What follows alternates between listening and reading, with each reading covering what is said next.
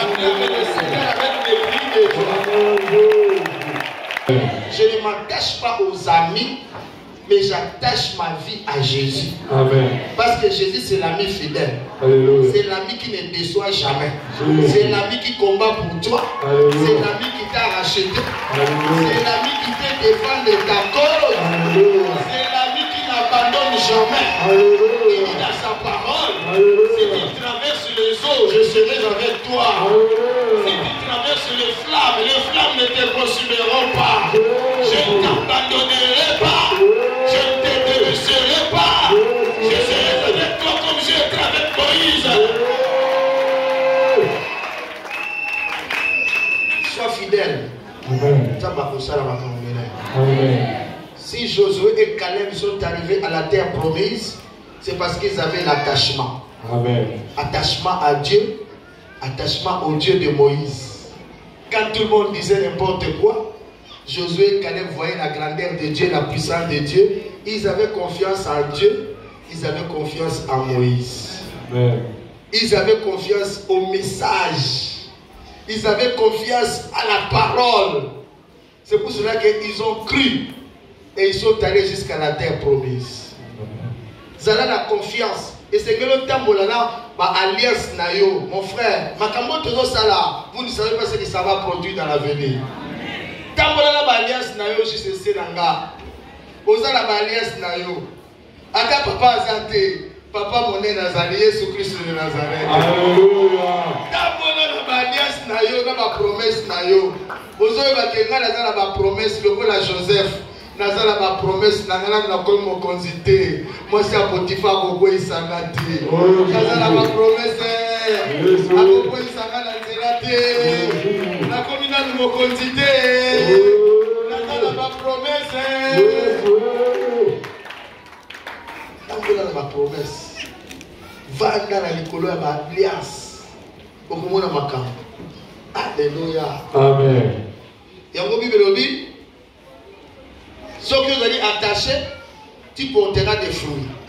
Et la Bible ajoute encore, si vous gardez mes commandements, tout ce que vous demanderez, il vous l'accordera. Amen. Donc, vous gardez l'Iloba.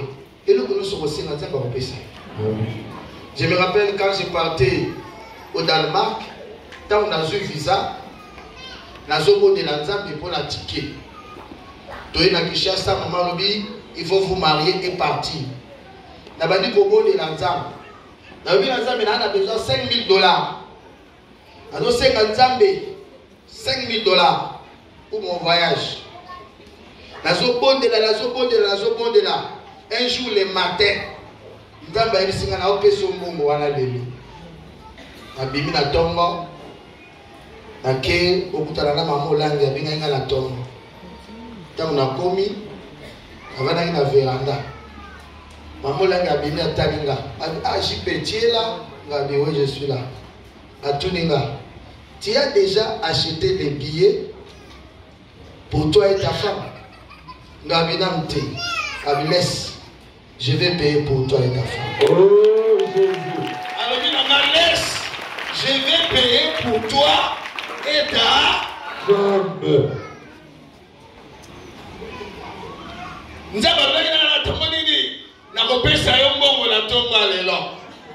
Et quelques heures après, maman Lobi, laisse. Je vais payer pour toi et ta femme. Amen. Otinanda, à Zumbo, à Pessinambo, elle va acheter les billets pour toi et ta femme. Gloire à Jésus. Et te laisse ma bonne macasse. Gloire à Et te Jésus. laisse ma bonne macasse. Gloire à Et Jésus. te laisse tous ma bonne macasse. Amen. À quel nom qu'on va c'est impossible. Ça. Je me rappelle même une fois, la mission à Pointe-Noire, en 1995. J'étais encore étudiant. L'école de finances, sauf pour rater un mois. Sauf pour rater un mois, on a perdu. Parce que nous, on faisait l'informatique. Quand on comprend des sous-textes, comme Makamosus. Dans le Bizarre. On a raté à peu près un mois. Si quoi, on a récupéré des Dans le Nzambe, créer seulement. Parce qu'avant de partir, ils allaient qui le là. Ils allaient qui le la rentrée académique et ça la matinée. Dès qu'on a commis pour la rentrée académique et ça la vie pour les manières qu'on ça n'a pas puisque la situation compliquée. Na zanga, na tika, non, na ça la carte dès qu'on a eu cette Nzambe là, on s'en a un mois. Na eu Nzambe, na lingi yomoko. Osala eloko moko, osala kaka eloko moko pour que ngana récupérer, osala kaka eloko moko parce que ngana yaki par ta volonté. Sala kaka eloko moko pour que ngana récupérer. Pendant que les gens s'apprêtent dans zonga grève et ça la mara école de finance té. Année wala basala ka grève. Grève et ça les 1 mois. Est-ce que vous comprenez? Ah, bête là je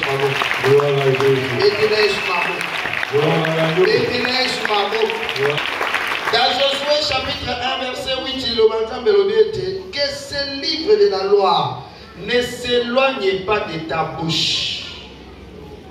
Médite-le nuit et jour afin d'agir fidèlement à ce qui est écrit. Car c'est alors que tu réussiras, car c'est alors que tu auras du succès dans tout ce que tu entreprendras. Amen. Amen. Ça veut dire clé à succès, Eza Liloba. Quand nous demeurons dans la parole, quand nous demeurons dans ces choses que le Seigneur nous a révélées, nous avons besoin de succès. Et c'est ce qu'on met dans la position en bas. Est-ce que je me suis détourné ou bien je suis encore dans la parole? Alléluia. Alléluia. Tout le monde a détourné le Lobanzambe te. Na kotika la kacha liloba. Na kombo na Yesu Christ. Acclame le Seigneur. Maintenant, pour revenir à notre sujet, et c'est là que je vais terminer, nous devons savoir maintenant comment faire pour vaincre cette marmite, parce que nous en avons parlé. Et j'ai parlé de beaucoup de choses. Comment faire? D'abord, il faut se rendre compte que le marmite, c'est un combat de la vie. Et ça, c'est tout le monde. Bitumba ne s'oppose na butu pe la mode. Et ça la carte origine là. C'est ce que maman Langue nous a appris. C'est ça la révélation du combat spirituel. Tu peux aller partout. Au moins batubazo bundisayo batubazo inayo bondela bien. Okomona ke problème à nos alango et utika na origine là. Nous avons été missionnaires. To sali ba mission wa mboka ebele. Mais nous avons pu constater que bitumba mingi tozo kozona ba mission ezo utaka na ba origine. Je me rappelle encore, nous étions au Cameroun. Bitumba makase bima kuna. Le diable nous a combattu à un niveau très élevé. Et pendant que nous prions, nous avons besoin d'exception que bandoki à Cameroun, bazongi tina ba village, kose na biso. Est-ce que vous comprenez cela? Donc, baluki biso modèle nyonso bazu biso te bazongi tina ba village. Donc, sokoza muta mbujimai bazongi na mbujimai kukene kosenga na mbujimai pesa biso mutu wana. Sokoza mutu ya popo kabaka bakokene tina popo kabaka kosenga na njungu wana pesa biso mutu wana. Sokoza muta matadi bakoya kosenga wa pesa biso mutu wana kanga makasi boko zwanga te na kombo na Yesu. Ganga makasi boko localiser kate na kombo na Yesu. Amen. Amen. Acclame le Seigneur avec vous. Notez cela. Beaucoup pour renverser le système, la prise de conscience que bitumba oyo, eza bitumba peda solo solo prendre conscience de ton combat. Prendre conscience de ton combat, considère les dangers que tu es en train de traverser, considère les risques que tu es en train de vivre. Si tu ne changes pas de position, si tu ne prends pas tes responsabilités, prendre conscience de ton combat. Il fallait passer dans Papa Gédéon. Papa Gédéon, est-ce que l'eau a comme mes athées? Est-ce que moi j'ai été dans la toilette? Parce que Moutou a eu conscience dans le combat. akolukana moyen nyonso nzamba salela ye. Moyen nyonso nzamba salela ye. Chaîne de prière azali. Veillez azali. Ba komba na komba. Ba partenaire na partenaire. Ça veut dire ozo lukana moyen nyonso po bike bitumba na nga. Eza bitumba ko sakala na ngote. Esengeli nzamba mona nga. Alléluia. Prendre conscience de ton combat et comme maillot otika distraction. Pour distraction déjà, au sambeli lelo otiki, au sambeli lobi otiki, au sali gel lelo otiki. Parce que nous sommes tous allés à Genève depuis 1900 à génération T. Donc, à comment ça soit bandi gel ti ba 15 heures à comme lenga. On a besoin d'IA. Ça veut dire quoi? Ezani nyam. Quand vous avez dit pia vous avez gêné, si vous avez un bon vous avez gêné des années. Moi, j'ai quand même le temps où vous avez un bon la capacité à mettre moi yaoura bien, hein, bamiliki a bien, bakwaker a bien, aux hommes énergie. Mais si vous avez bien, au lieu de se gêner, vous avez maté, et ça dit que vous avez maté. Ganga makasi kombo le bako bossa na maté, ate na kombo na Yesu. Amen. Amen. Deuxième chose, il faut une profonde repentance. Une repentance sincère. Repentance des aliments. Repentance des aliments koboya mabe. Et ça tu boya koler la vie soit tous les jours. Non, il faut boya mabe. Il faut refuser les péchés, refuser le mal, refuser la sorcellerie, refuser les pratiques coutumières. Refuser le mal, koboya mabe. Parce que ce koboya mabe te, ténèbres kotika ote, ténèbres tika muto aboya yango. Kotambola na kobanga nzambi. Troisième élément. Non seulement refuser le mal dans la repentance, mais aussi prendre l'engagement de marcher dans la crainte de Dieu. Sokozo banga nzambi te, bin koko ne la zobi sabino. Naba nyokai, naba maladie, naba mbelier. Mais nous sommes dans une guerre terrible. C'est une guerre terrible sans merci. Mais toi ne sois pas dans la distraction. Tu dois être conscient que je suis dans une guerre réelle. Je dois me comporter comme un bon soldat. Un véritable soldat. Alléluia. Prendre conscience. Marcher dans la repentance. Marcher dans la crainte de Dieu. C'est très important. Quatrième élément. Il faut que tu marches selon la révélation de Dieu. Pour chaque combat a sa stratégie. Chaque combat a sa situation opérationnelle. Je viens voir mon père, je parle avec lui, et après avoir parlé avec lui, je complète la révélation. C'est que ma révélation, monsieur, c'est ma solo. Hein? Et ça, et ça, ma solo, ma solo, et pour aider à découvrir ma cambébélé. Donc, il ne faut pas qu'on soit borné. Je me rappelle, j'avais un problème avec ma mère.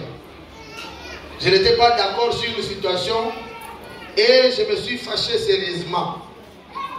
Parce qu'elle avait hébergé des gens qui étaient un peu suspects. Elle dit oh non, il y a mis batumoko awa, na tuli bazosali, oh bazosambela bazana ah wana bazabatanzambe te faut bimisa ba. Mama na ngalobi non, na bimisa ba ngote ngabi mama wana bazabatanzambe te bimisa ba mona nda. Alabi non, na bimisa ba ngote ngabi mama soko bimisa ba ngote ngana zotinda ba soda ba bimisa ba. Tango lobi wa mama na nga fâché ah finalement les jours suivants abimisi batouana effectivement bazali batamabi. Et maman est restée, elle a gardé la colère contre moi. Elle s'est fâchée sérieusement. Elle s'est fâchée sérieusement. Au lieu de présent d'esprit, n'a pas volé du ceci là. Nous avons raison. Nous avons réussi à faire batouana. Au lieu de faire pardon, nous avons raison. Mais quand nous avons pas de problème.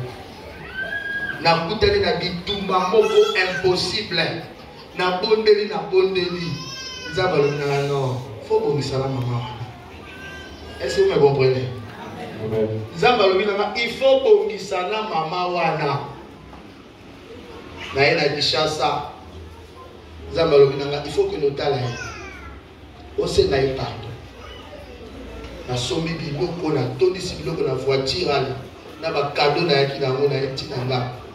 Ya koti na bimiseli biloko ya kolia ya komela ba cadeau biloko nyonso na pesi ya sepeli. Allez, enveloppe pe na tie wana. Tovandi asepeli. To sololi na suka na lobi mama na mwana na yo. Na ebike oza na kanda na nga na makambo elekaki.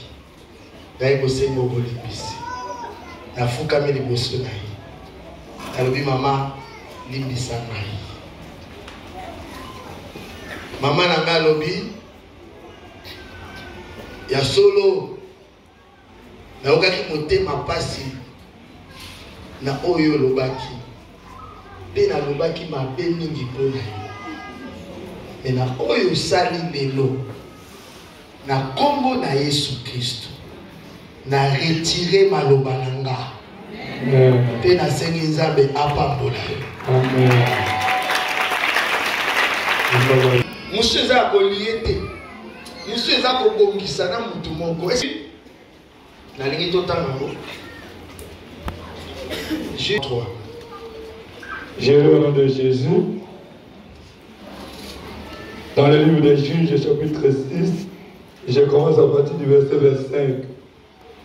Dans la même nuit, l'Éternel dit à Gédéon, prends le jeune taureau de ton père et un second taureau de son père. Et les gens de la ville, il exécuta depuis les noms de jour. Lorsque les gens de la ville se firent lever, de bon matin, voici l'autel de Baal était renversé, les pieds sacrés placés dessus étaient abattus, et le second taureau était offert en holocauste sur l'autel qui avait été bâti. Ils se dirent l'un à l'autre, qui a fait cela? Et ils s'informèrent et firent des recherches. On leur dit, c'est Gédéon, fils de Joas, qui a fait cela. Alors, les gens de la ville dirent à Joas, fais sortir ton fils et qu'il meure. Et ça, malédiction à nous, nous devons te faire la bongo. Bozat net bozate, obala net obalate, osokambo net osokambo te. Alors, ma famille est la plus pauvre. Nzungu emelaka, echangeaka, diamant ya valeur et si la valeur, beauté ya mutu ezanga tina, maele ya mutu ba diplôme comme le col papier. Est-ce que vous comprenez cela? Ça c'est la marmite. Et mon général, ma famille est la plus pauvre. Et je suis le plus petit. Donc, il humilié bino. La plus pauvre, il y a Nakatia Madia Nyosoana, Nakatia Israël Nyosoana, Bamanassé, Batidos, famille à la Gédéon, la pauvreté, la Samba Pénamato, la Kindokeleki. Et la Combona. Amen. Donc c'est ici qu'on a que, et si quand il y a la loi de l'élimination, il y a la loi de la pauvreté, il y a la loi de la sécheresse, parce que la marmite a condamné tout le monde. Mais le temps où on a un Gédéon, est-ce qu'on a révélé, et l'on connaît Kangi Israël à Longati. Alors il y a un hôtel de balles dans la maison de ton père. Nzungu. Mandama papa na yo. Après cette mission, première mission, qu'il n'est qu'on renverser Nzungu wana. Ça veut dire Gédéon a pris conscience. Yamwana Nzambe ayaki ko se révéler pa ina. Gédéon azalaki kolela na kati ya repentance. Gédéon atikaki distraction. Gédéon azalaki obéissant. Bible lobi na butu. Yo ebi ke papa la bino zanganga monene bazotino ke loko buka bikoko ya papa il faut avoir courage alléluia.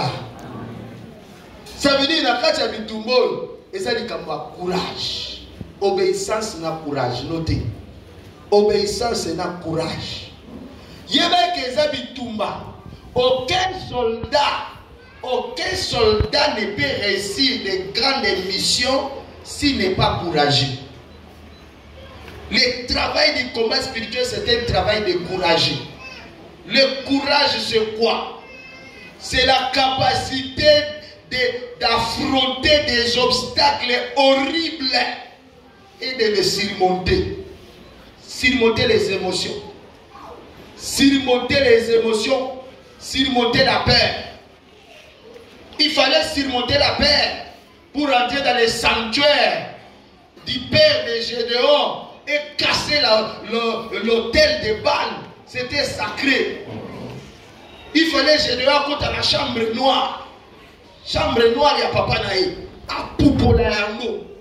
Mais il faut avoir du courage pour entrer dans la chambre noire. La chambre noire, on ne peut pas aujourd'hui, mais Gédéon avait du courage.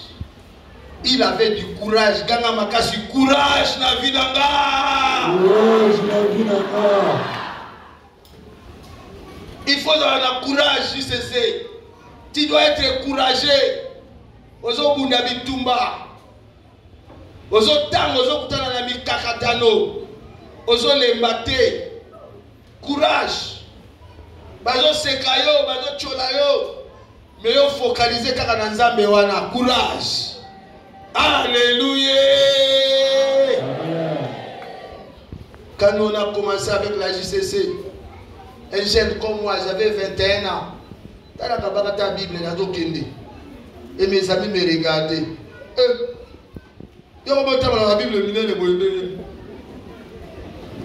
Bible, oh voilà. Voilà, je t'assiste. Moi, ça me laisse à la voix. Ah, ça, je suis déjà. Oh, bah, moi, cigarette, moi, bière. Bah, t'as la ça dit gros. À 6 mois, quand on a la zone, on a vu l'eau, on a vu ça. Naïbi bisika na ota. Alléluia. Naïbi bitumba banzongo. Jésus. Où il y a nous. Alléluia. Amen. Acclame le Seigneur avec des cris de joie. Acclame le Seigneur avec des cris de joie. Acclame le Seigneur avec des cris de joie.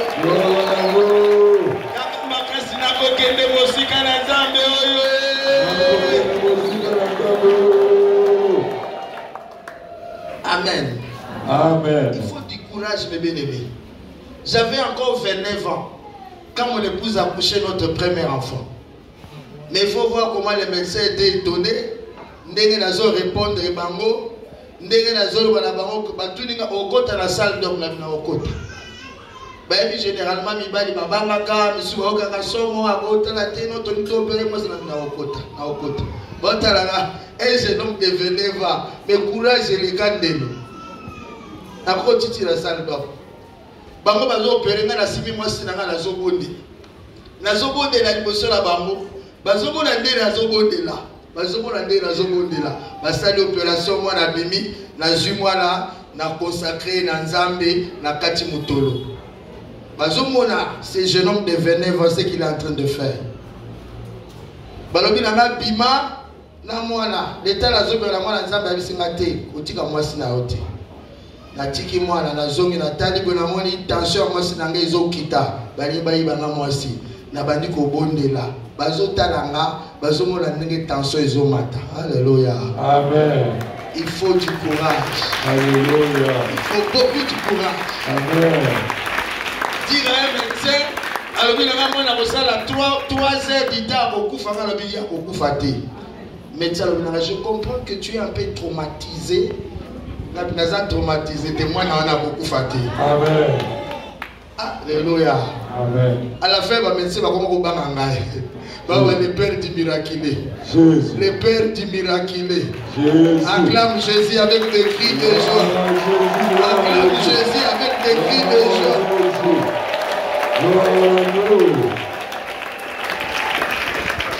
Il faut avoir du courage dans la vie. C'est le courage qui va te donner à entrer dans ta destinée. Ce qui David a zalaki na courage té, alinga kota la destinée na été. Devant Goliath, le courage. Goliath a la libota na yo, akobanga kaka muto aza na courage. Si tu n'as pas du courage, courage à gêner, courage à prier, courage à s'aimer, courage à il faut avoir du courage. Un autre élément, il faut avoir des relations. Des relations avec les gens qui peuvent te soutenir. Bible dit Gédéon, lorsque Dieu lui a dit d'aller renverser l'autel, il est parti la nuit et il a pris quelques-uns de ses amis de confiance. Au moment où j'ai toujours eu des frères et des sœurs.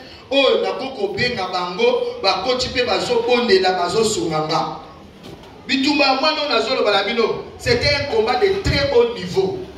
Papa Amos de Bruxelles, Papa Langi, Maman Langi, Maman Daniel, tous ces gens-là, ils sont impliqués dans le Bitumbawan. Ceux qui n'ont pas médecin, ma belle-mère, elle est au Salamati, elle est au Salamati. So ka lobika ekosala mateye sozala atala zala ikobanga muke ngapela la mukila ekosala mateye sozala bongo. Alléluia. Si tu n'as pas de relation, mon frère, ma soeur, il faut que vous ayez bien un bateau. Il y a des gens qui ne savent pas que les relations c'est précieux. Biso batovane bamboka mopaya oyebi okobe sika tata te mama te lekite yaya te noko te mutu moko ayebi yo te. Mais tu dois créer des relations avec des gens pas comme ma famille na yo. Mais au salami nous devons comprendre que les relations c'est une richesse. C'est une grande bénédiction. Nzambe soka tie mutu moko kota la vie na yo mutu malamu bate na yo. Alléluia. Beaucoup de gens ne comprennent pas ça. On est fort un jour, mais un autre jour, on sera faible. Amen. Et le jour où tu seras faible, qui va te soutenir? Amen. Les relations. Parmi les richesses d'un homme, en dehors des richesses matérielles, des richesses spirituelles, des richesses intellectuelles, les relations, ce sont des richesses. Surtout des bonnes relations. Pour moi, dans la relation, à combien la présidence, à combien n'importe où, allez dans mon côté, mais à combien n'importe où, peut au moins la camonale, peut au fond ma bonaï. Les relations, c'est une force. Tout ce qu'on a dans mon kiliawa, bah continue bazo umela umela wana, bah umeli quand il la relation. Pour basimbier yanga tikalewa. Est-ce que vous comprenez? Tombala la boko la baza mais pambola na la relation malamu. Pambola na la relation malamu. Amen. Amen. Il y a pas de souci bazo na musala te pour la relation malonga ezate. Gédéon a pris des collègues, des amis, de confiance. C'est avec eux qu'il est descendu sur le terrain. Il faut soigner les relations entre nous les enfants de Dieu. Nous devons savoir soigner les relations. Être en bon terme avec les gens.